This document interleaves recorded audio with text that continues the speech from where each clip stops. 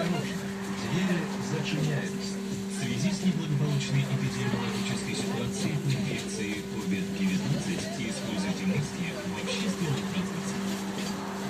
В связи с неблагополучной эпидемиологической ситуацией по инфекции COVID-19 коронавирусной инфекции Брестский национальный центр гигиены и эпидемиологии настоятельно рекомендует ограничить посещение мест массового скопления людей и наезжать в другие при посещении магазинов, торговых центров, аптек и иных мест скопления людей не использовать маски, соблюдать социальные Тут вообще невозможно. используйте маски. А как это можно прекратить? Нормально.